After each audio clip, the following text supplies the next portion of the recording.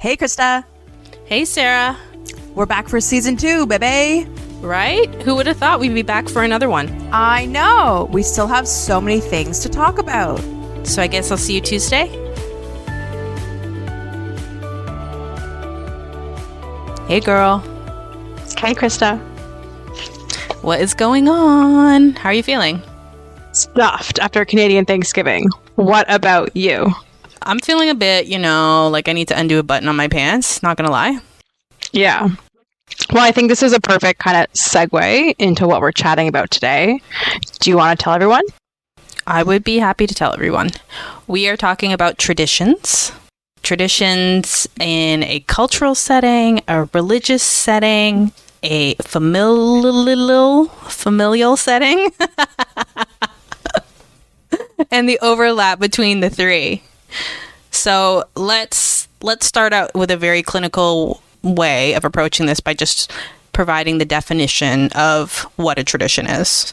Does that sound like a good jumping off point? Please tell me. Well, as per Oxford.com, a tradition is... legit. Yeah, I'm always legit. The transmission of customs or beliefs from generation to generation, or the fact of being passed on in this way.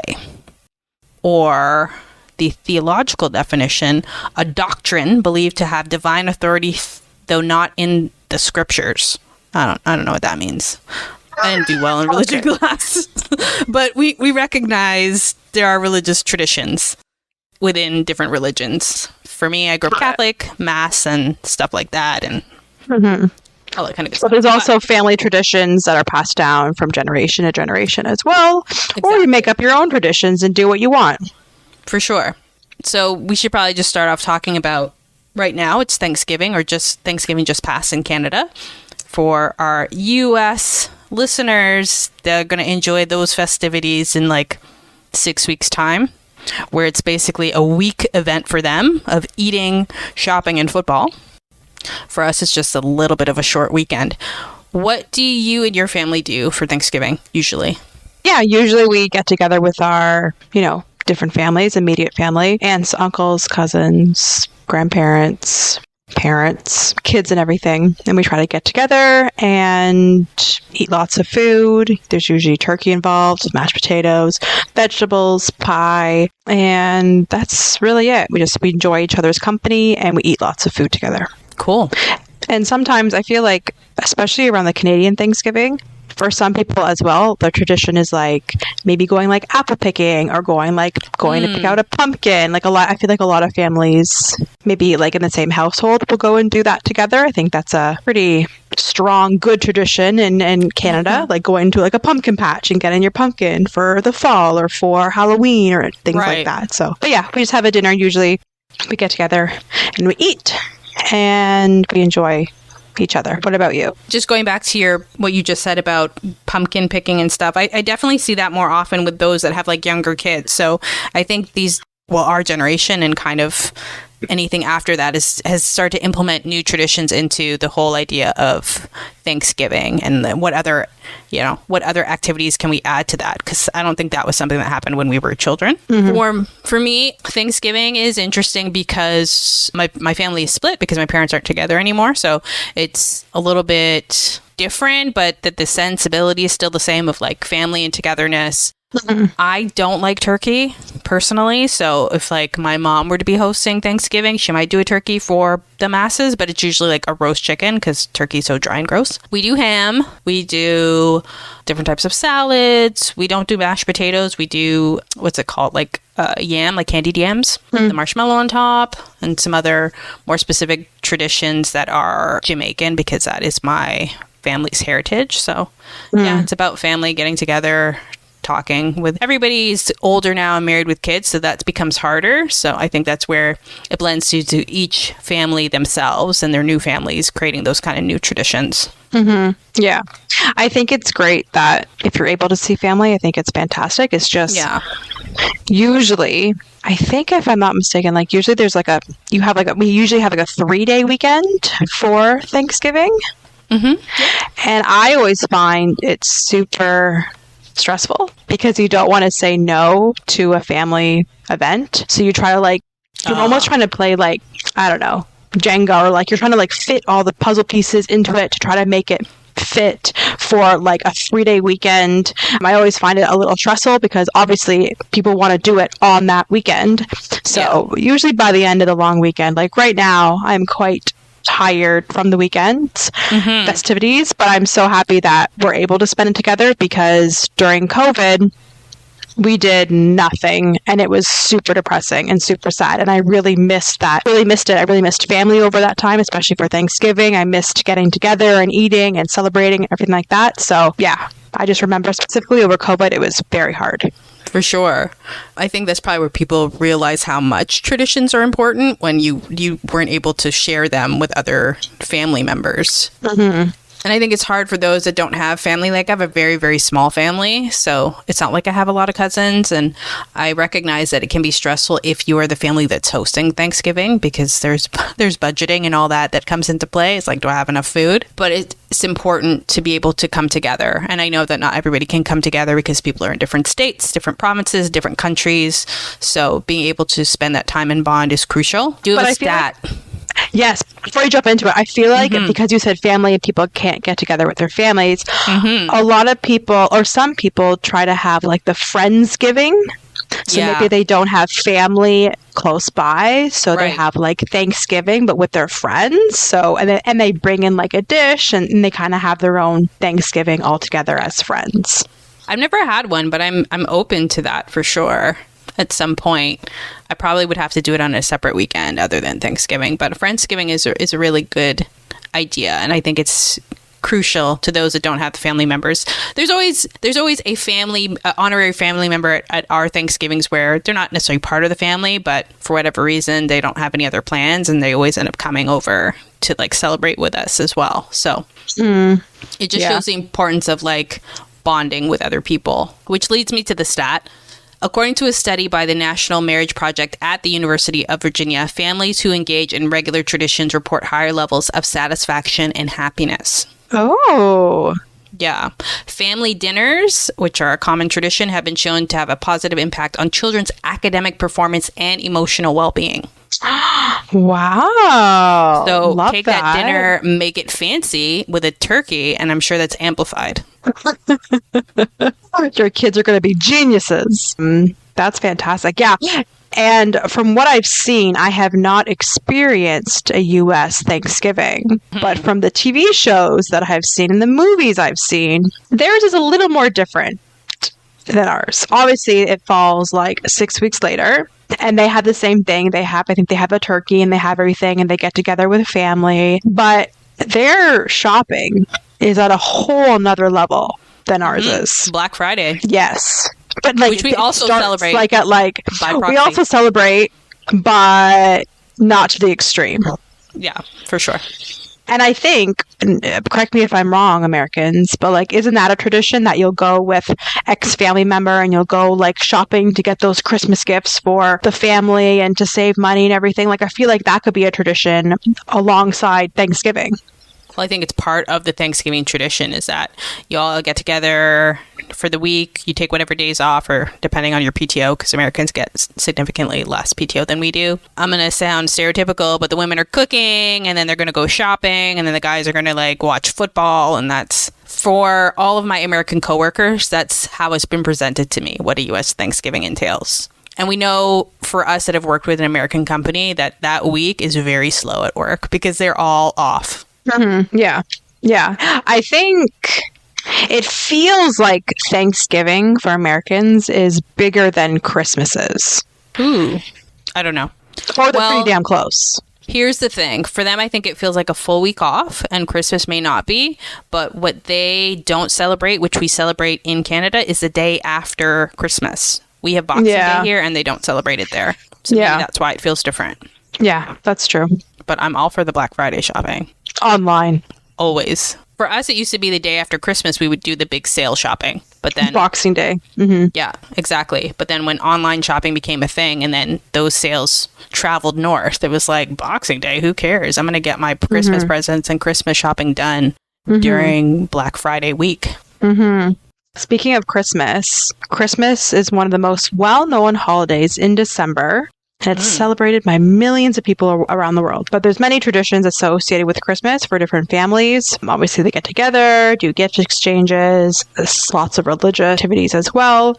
I just feel like, is there like specific traditions that you do in your family for Christmas? Or is it the kind of sort of similar to Thanksgiving? That's a good question. It feels the same. The energy feels the same, except like maybe everybody, when I was younger, like school age, you have like the 2 weeks off. So then every day you're going to somebody else's house for a breakfast or a brunch or a dinner or a lunch or something. The one thing that I was never able to break with my parents for Christmas is that I wanted to open just one present on Christmas Eve.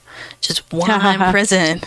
And they're like, no, we don't do that. In our family, you cannot. So we always open Christmas morning, to wait till the parents got up, and then we'd have breakfast or lunch either in our house or we go over to somebody else's. And it's the same kind of food, same kind of dinner, same kind of menu. Sometimes we get a little exotic.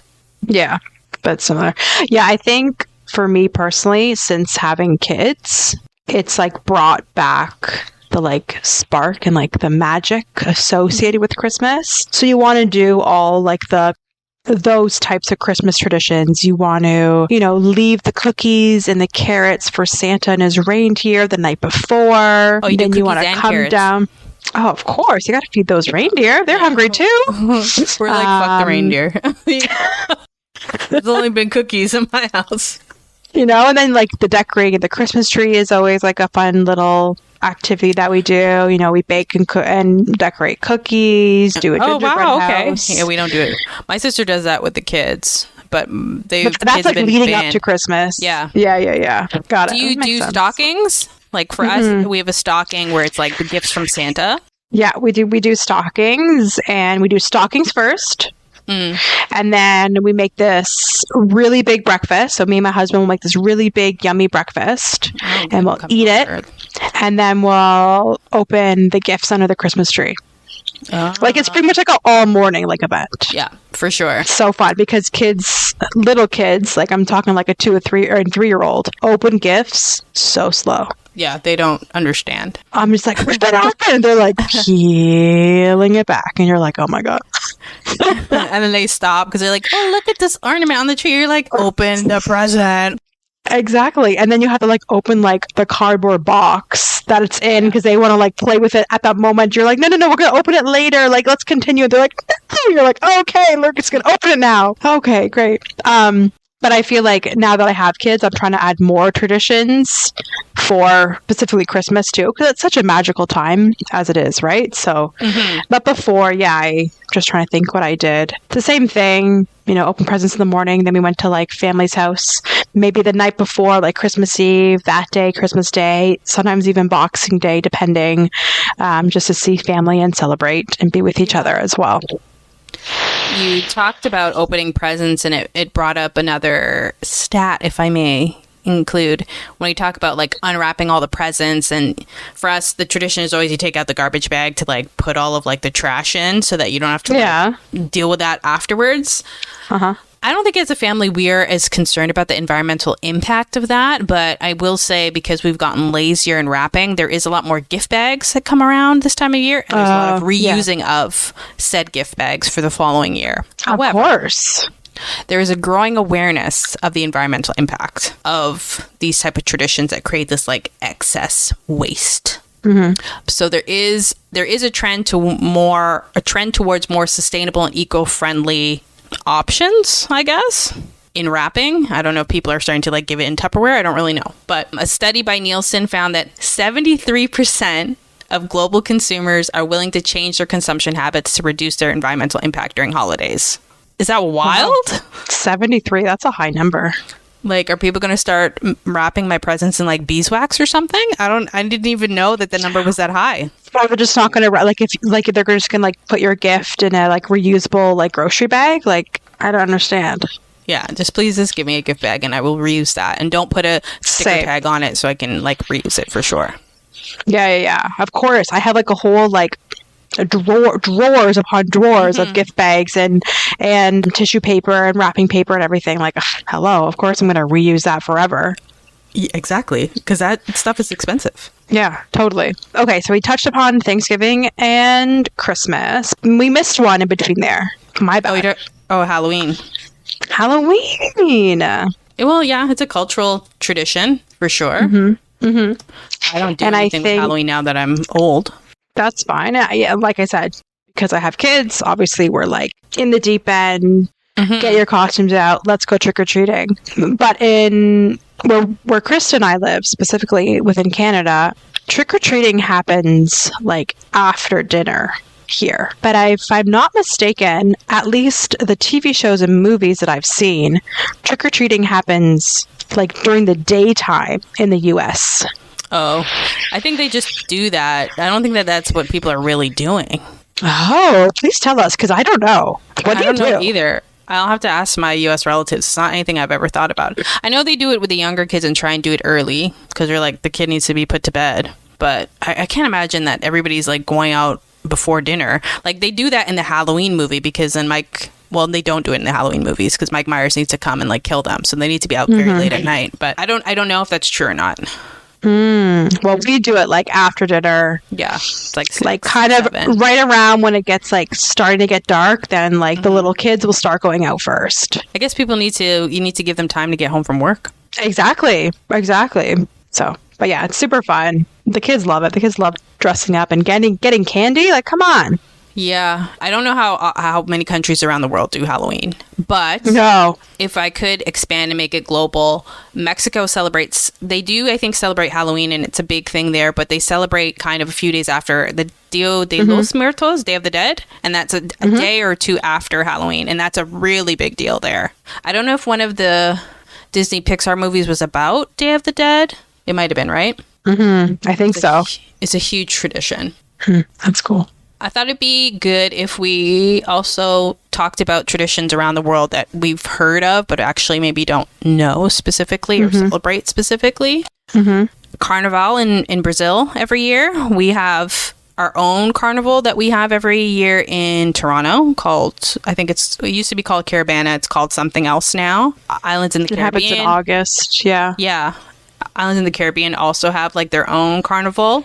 Another thing that's really big are like Indian weddings. That's a whole thing. It's like a 3 or 4 day ceremony. They also have specific Indian, I don't know what they're called, if they're holidays considered, but like there's Holi and Diwali, which is like Festival of Lights, and then the Day of Colors, which are huge. And I think as we've become more a global nation, or like our countries are now becoming less homogenized, at least in North America, a lot of cultures are blending in with what we know is like Canadian culture, right?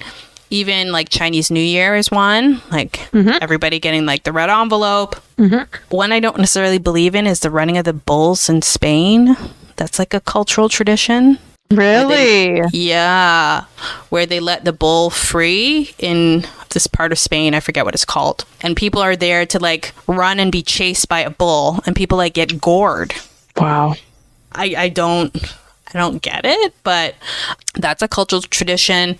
They have, which I've seen, but I didn't know what the name was. They have this festival in Thailand called Yiping Lantern Festival, where they do those paper lanterns. Yes. Yeah, that looks so I didn't pretty. know it does. I didn't know it was an actual thing, which I think is really cool. I don't know if that has any religious component because I know they practice something different there. I don't know if it's Buddhist or Muslim, but Japanese tea ceremony is one, which looks kind of cool. We have like the coming of age ones, like the bar mitzvah and the bat mitzvah. What about the Sweet 16? I was going to say, I guess there's other ones too, like there's Sweet 16, but then there's Quinceañera for those that are Latin, which is when you turn 15. That's the big party. Yeah. And there was another one. Oh, I guess it's not a coming of age, but like, I guess a wedding in its own right is a tradition, right? Just like a normal WASP wedding of like a white dress. It's not the same in every culture what that wedding attire looks like. And like, there's so many traditions like within the wedding. Yeah, it's a good one. And people think that they're very important, and it's a part of who you are. A survey conducted by the Pew Research Center found that 55% of respondents to this survey considered traditions very important in their lives. And a majority of people feel that traditions provide a sense of stability and continuity in their rapidly changing world. Yeah, right? I could see that. absolutely. Yeah, it stays constant every year. You kind of do this something the same or similar kind of every year. Yeah, it's a good statement. Here's one that I thought was really cool that I never heard of. It's called, and I'm mispronouncing it, it's called Songkran in Thailand. Mm-hmm. And that is their new year where they celebrate with like a water fight. Oh, They splash water on each other to symbol cleansing and renewal. Ah, How fun is that? I like that one. It's kind of like Holi where it's not, but Holi, you have all of these powdered colors that you get to squirt on each other. You wear white and you get to like squirt colors all over each other, which seems kind of fun too. Yeah. Anything else you have around the world? I think I covered the fun ones. There's one in South Korea that's called the Boryong Mud Festival, and that's around mud. So you can mud wrestle or get a facial. Oh, there's one. You must have heard of this one. Another one in Spain, but it's called La Tomatina, which is like the one where it's tomato fight. Like you throw tomatoes at each other. And what does that symbolize? I think it's just a cultural festival that they do of just like fun, a fun day. Like I would say back to North America, Canada Day and 4th of July. I feel like there's specifically 4th of July. There's a ton of traditions among that one. People wear the red, blue, and white. They drink beer. They have barbecues. They hang out with family and friends and just have a good time in the summer. And we have our July 1st, which... Yeah, exactly. Which is kind of similar. We do the fireworks as well and hang out and wear red and white. And a fun one now that I'm a parent. Another one is Easter. Yeah, that's a good one. So, yes, obviously there's a big religious side associated with that one. But I try to specifically not eat meat on Good Friday. We always try to like go get fish and chips, like literally like everyone else. And there's always like hour-long waits, but I always try to eat fish and chips on Good Friday. Okay. And then obviously Easter Sunday, I have young children. The Easter Bunny comes to our house and usually the morning is quite fun. Easter is a good one.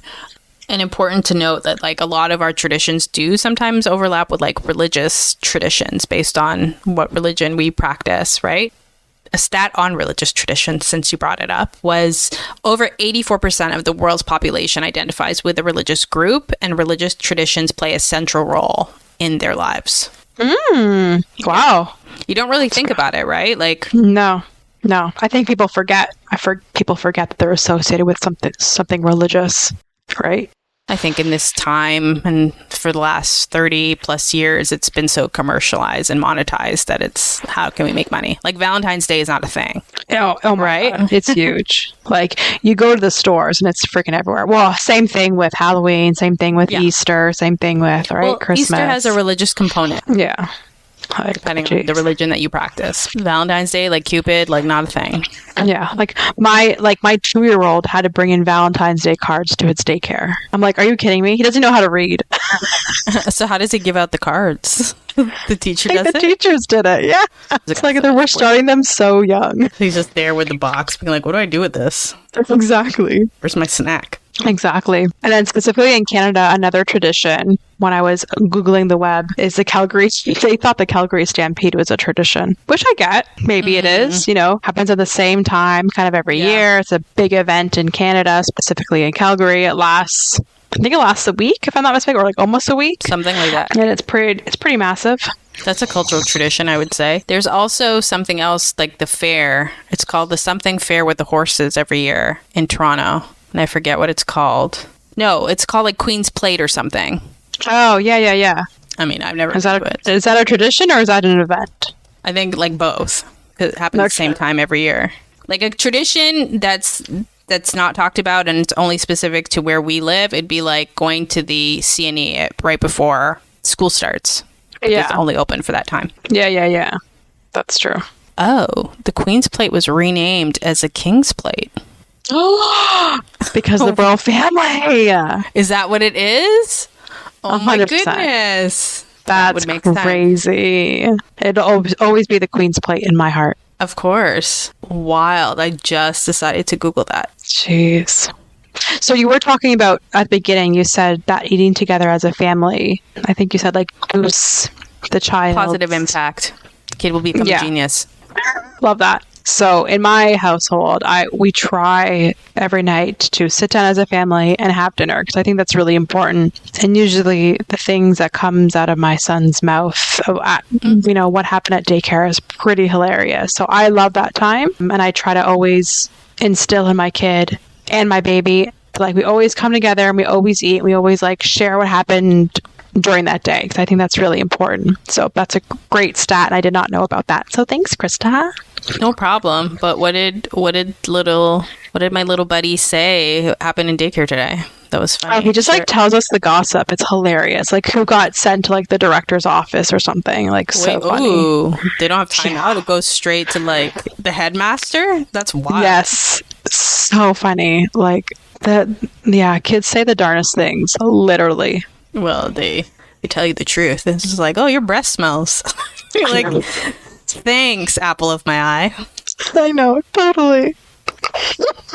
Well, I think it's important for kids to have traditions just in the same way. It's important for them to probably have schedules and routines. Like, they need to have a foundation and understand the importance of celebration and family and bonding and building those relationships and creating memories, I think, is really what it all comes down to.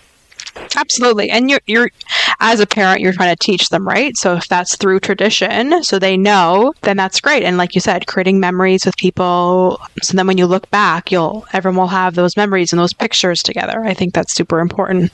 Yeah. Like my kid knows that if it's someone's birthday, he's like, are we getting cake? It's like, yep. Yeah, that's a good point. Mommy, are you going to get a Spider-Man cake for your birthday? Nope. But you can. This is just for you. It's special for you. Yeah, I think that's very important because as parents, we need to teach kids about different traditions, or you create your own in your house, right? Mm-hmm.